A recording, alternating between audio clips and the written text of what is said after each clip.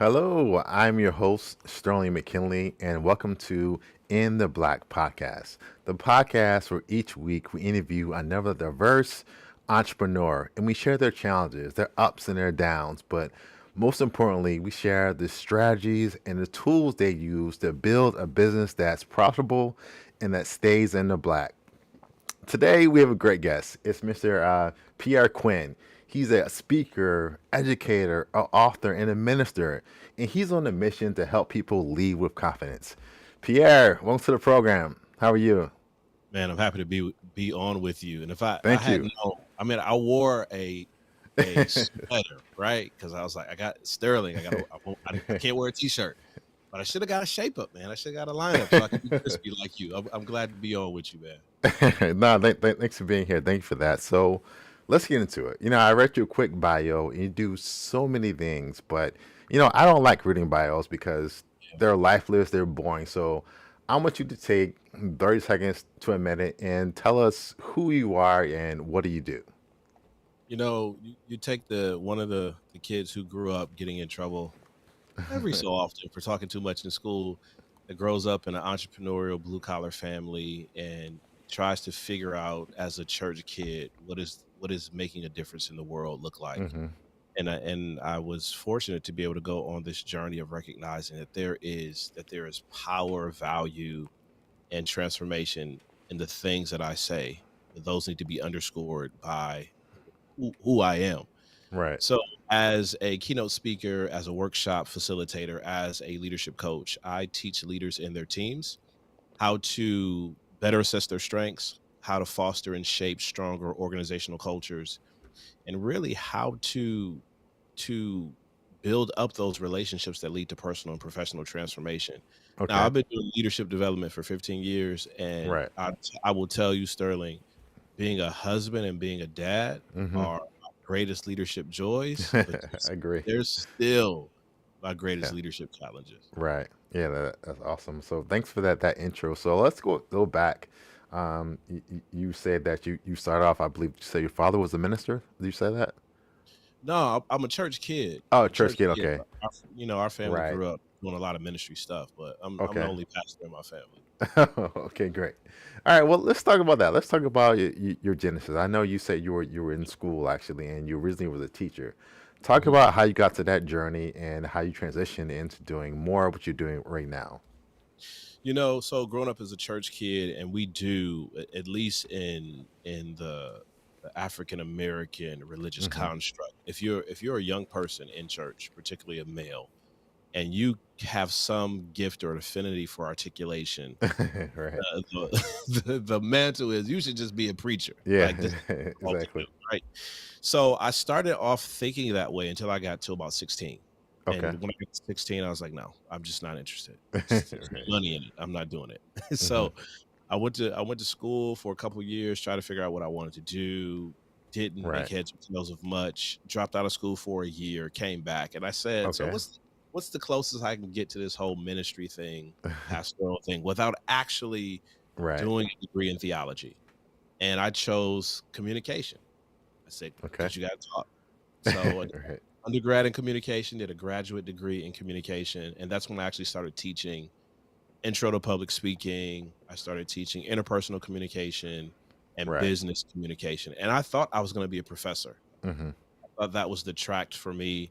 I started looking at PhD programs, just wasn't interested. So I spent a Right. couple of years teaching communication courses and then working in fundraising and development for my alma mater. Got a job at an NGO in Maryland for a year, and it just wasn't Okay. it. And my Right. wife says, "Hey, you should probably go to theology school. Okay. Like, just stop playing around with it." Right. Theology school for 3 years, pastored for 7 years Oh after wow. that. And around the same time as I started pastoring a small church in Kentucky, my public speaking, training, coaching Hmm. career started. Like they started literally at the same time. Okay. Uh, I wrote a book a couple of years later, and yeah, I've been on this journey of taking this perspective of transformation. I, Right. I, I'm still a minister. Right. Ministry resides now more so in Hmm. marketplace settings. with the leaders and organizations I work with, as opposed to just local congregational Right. context. Okay, great.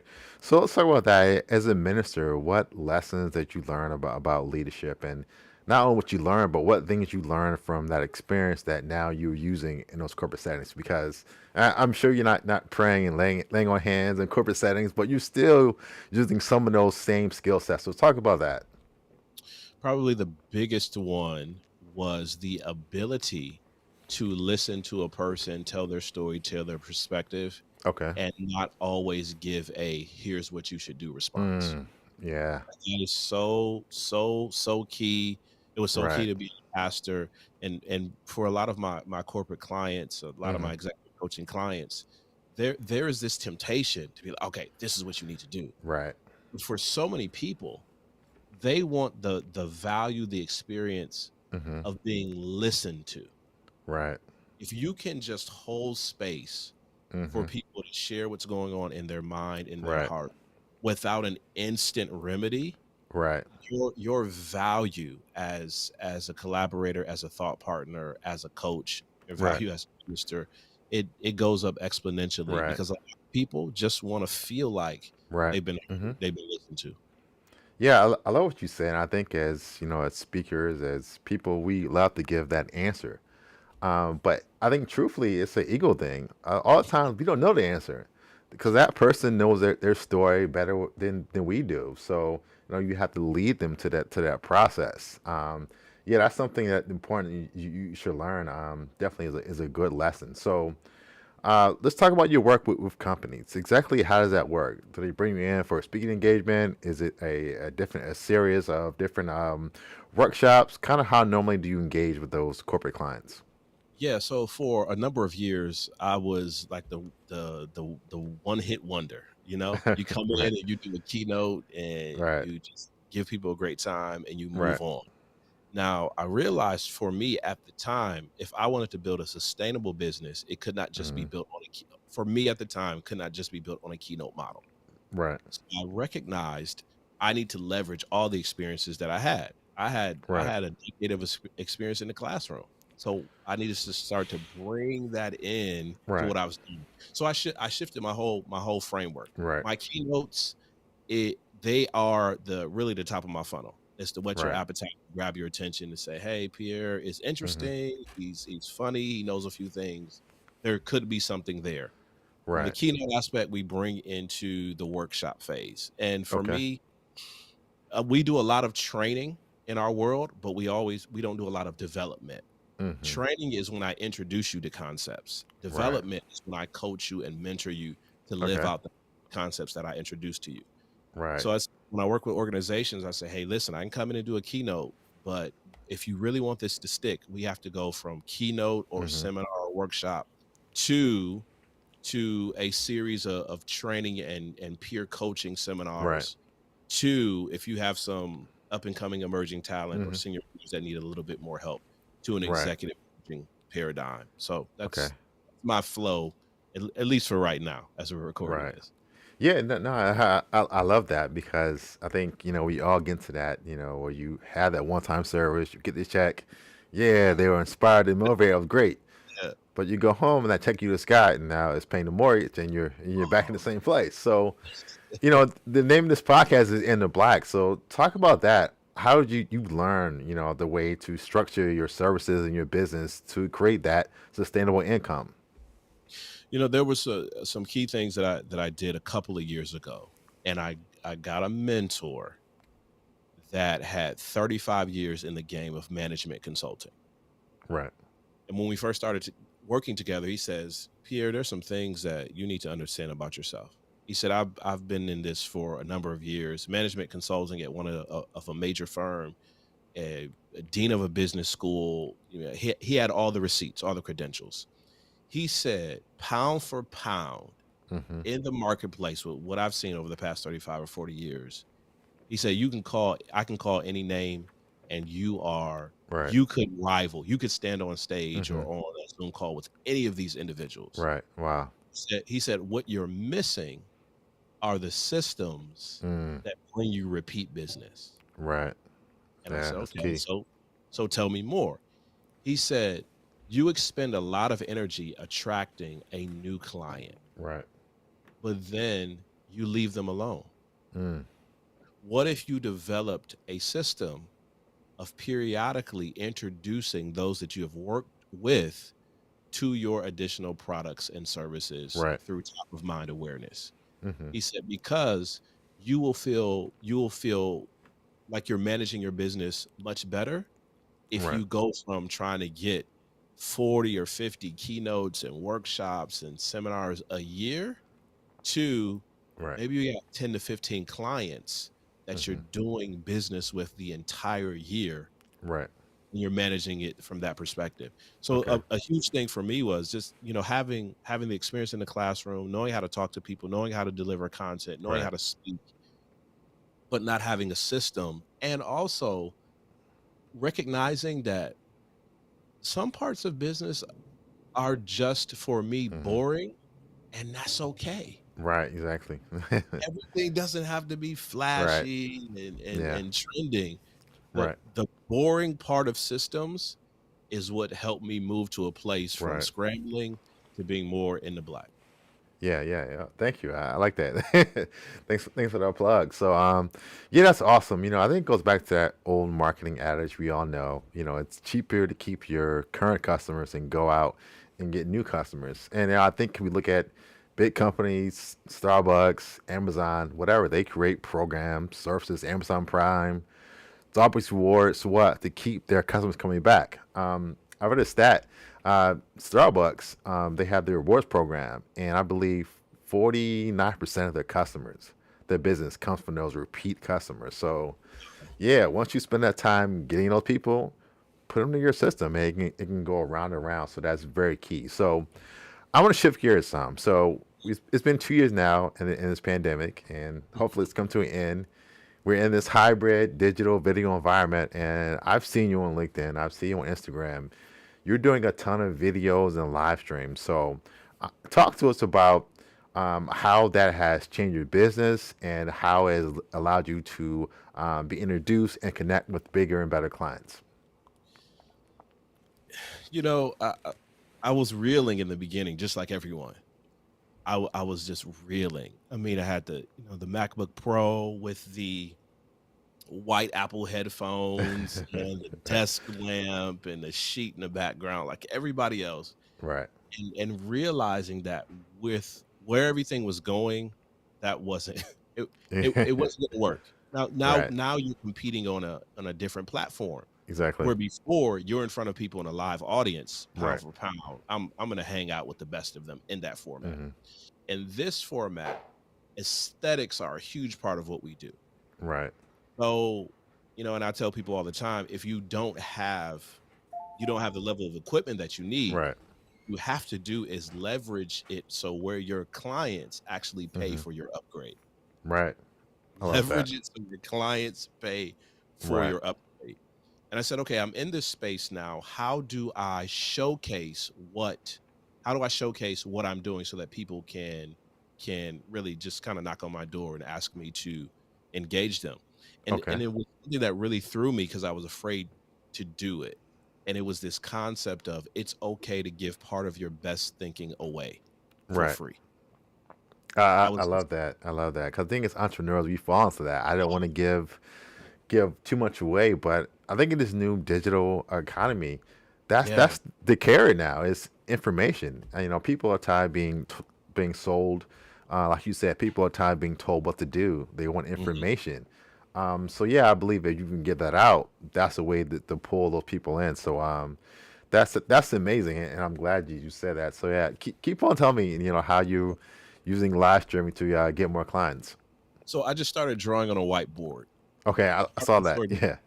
I did not share was that for a number of years, actually Okay. all the way up until I went to college, I love to draw, I love to sketch. The only reason why I Okay. did not take an art class in college was because the art classes were 3 hours, Right. and I was a freshman, and I wasn't about to spend 3 hours in anybody's classroom. I know it's Uh, silly, but, it's how I'll say to frustrating. you, you're good at sketching because if I did that, it would look terrible. Like, so if you go be a sketch person like yourself, you very clear and legible. It's awesome.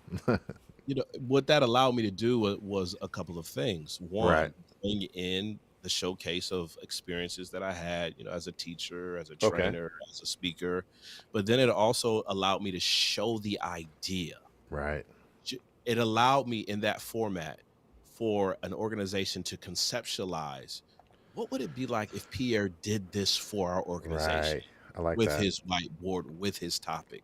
So Right. I've landed some pretty Mm-hmm. quality clients as a result of doing this work. And if you go on my LinkedIn profile, you'll see that I'm an educator Right. with a Duke corporate education. My Oh Duke wow. corporate education, Great. they serve clients all around the world, some of the Right. biggest brands that you've heard in terms of a leadership and business development standpoint. Duke Okay. serves some of those clients, and Right. I can't really say who they are for you sign Mm-hmm. papers, right? Right. The way I got recruited to be an educator with the Duke corporate education was because one of the global education directors saw me drawing on my whiteboard, Wow. social media. Wow. And she hit me up in my DMs and said, "Hey, I'd Right. love to talk to you. I see what you're doing. I love the way it resonates. You have a lot to offer. There's a skill here. Can we talk about a partnership and collaboration?" So simply by showcasing, Right. we're in the world where, and I know you talk about this in binge-worthy Mm-hmm. branding. We're in a world now that you cannot afford to be a best kept secret. Yeah. Exactly. Best kept secrets keep you broke. You have to Right. showcase Right. what you Who what you you're are. able to do and who you are, and give people the opportunity to Yeah. come before you and follow up. Yeah. I love that what you said about sharing and not being in the best kept secret. And I think one of the initial things that we all, when we start creating video content is I want to have the best quality. But if I hear what you're saying, just get started. Just don't wait for everything to. Everything's never be perfect. There's no such thing as perfection. Just get started where you are because one thing I've learned, even from my videos, it's not even about getting a thousand views. Sometimes my lowest videos, I mean 20, 30 views, the right person sees that video and they say, "Wow!" They see me speaking. Oh, I can see him on stage. I can see him in our conference room. And so it's not always the big video that gets a ton of views to get that. You can have a few hundred views or less, but it's having the right people see those videos. And I think you said now, especially in this digital space, the win you have to put out information. You got to put out videos. You got to put out other information because that's how people are gonna find you. So that's really key. Thanks for sharing that. We're going to excitement that I like to call explain that gram, and this is the picture for your Instagram account, and I believe it's your father and it's yourself, and you're looking down and smiling. Tell me what's going on in this photo. Yeah, so man, I'm glad I don't have any crazy man. If Instagram was around when I was in college, man, Yeah, we have right, a different conversation. So the picture of my dad and I were smiling. Now, my dad is an entrepreneur. I grew up watching him work. Our family owned dry cleaners and commercial laundries for several years. okay, And my dad transitioned to being a small business coach. And for right, the longest time, my dad had been just asking me, like, let's do something hmm together. Let's do right, something together. And I'm always like, mm, I don't know. He said, come on, let's do something together. Let's do something together. And a couple of years ago, he held his first live event. oh It wow, was a launch of one of his products, a launch of his book, and I served as the MC for that particular event, and we had a great time. I had a great time like serving as the MC for my right, dad. It's telling his story, leadership principles, business insights hmm from like 40 years of work, and really hosting that. It's special, like a really, really right. special moment in both of our lives. Yeah, that's awesome. Thanks for sharing that. So, one more question that we always ask every guest. So, I know you're a minister, so you don't play the lottery. But let's say after this podcast, you walk outside and there's a ticket in Yeah, front of yeah, your yeah. doorstep for $10 million. 10 million. What are you doing with that $10 million? So I mean, uh, we gonna get 10% to the church. Right. And if multi-million dollars, there would be some baseline things that would Hmm. just transpire.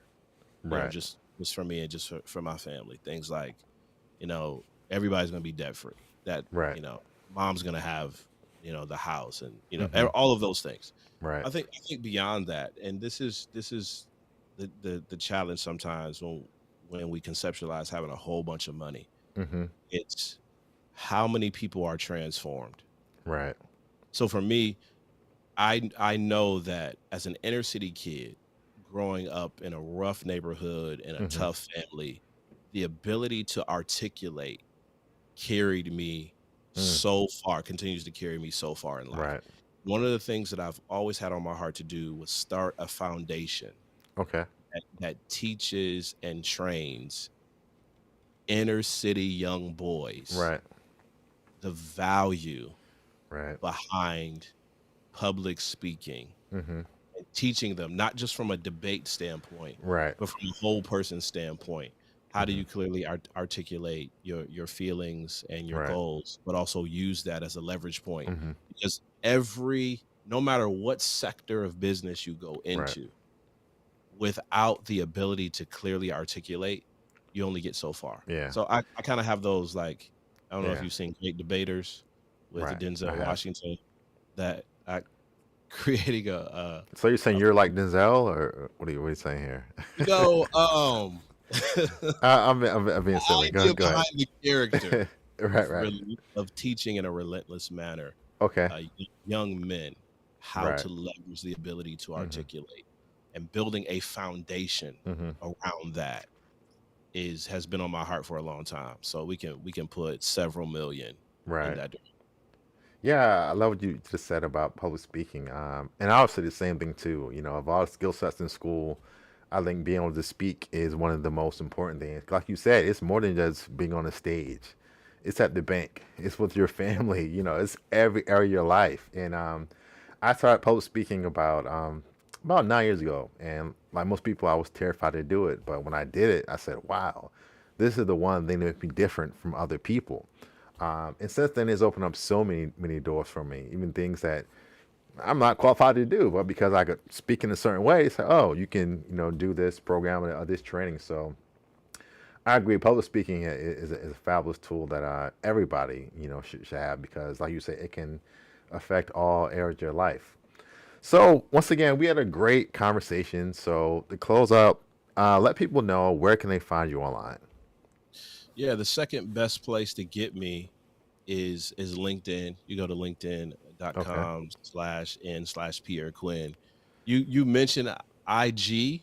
No, I go on IG ever so Right. often. I mean, I just look at a lot of funny people who are doing crazy stuff on IG. I Right. learned from comedians to make my craft better. So if you're Hmm. hanging out on IG a little bit, Yeah. Pierre Quinn on IG. But the best place to get me is on my website, pierrecquinn.com. That's Okay. Pierre C. Quinn. If you miss the C, you're gonna find some photographer in Canada who is not me. Right. So pierrecquinn.com. Okay. Last question. What are you working on now? What can we expect from you in the next few months? If you can share, what's something that you're working on? Yeah, so I dropped a couple of books a few years ago, and I realized that for my Hmm. next book, I wanted to take a totally different approach. Okay. So I'm writing a new book based on a leadership model for emerging leaders. That's Right. all I can say about it right now, but it's Right. coming out in the fall of Okay. 2022, and it's Awesome. my framework for taking emerging leaders to leaders who just crush it on every All right. level. So I'm excited about that new book. Great. Well, Pierre, thank you again for being on the show, for sharing your knowledge, expertise. I learned a few things. I'll probably be hitting you after this to talk about more of those things. But thank you for sharing and being on the program. It's such a pleasure to hang out with you. I really appreciate your voice in this space and everything that you're doing for all the entrepreneurs out there. Great. Thank you.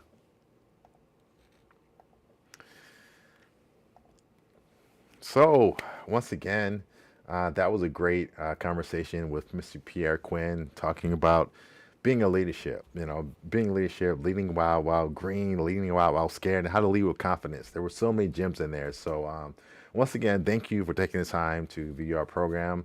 Once again, the In the Black podcast airs every Thursday at 5 p.m. And every week we share a new story of a diverse entrepreneur. We share their challenges, their ups and downs, success stories, but most importantly, how to build a business that's profitable and stays in the black. I'll see you next week. Thanks. Bye.